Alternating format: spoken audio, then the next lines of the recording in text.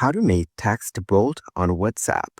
To get started, first of all, open up the WhatsApp application on your phone.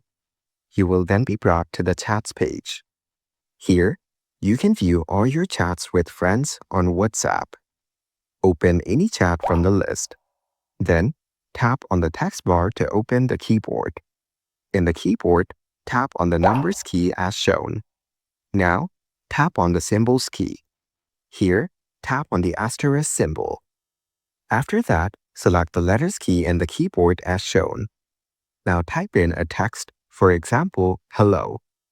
Then go back and tap on the asterisk key again. Once you're done, tap on the send button on the bottom right. You will now see that the text has changed its font style to bold. You can repeat this to make text bold for your other conversations. Following these steps, you can make text bold on WhatsApp.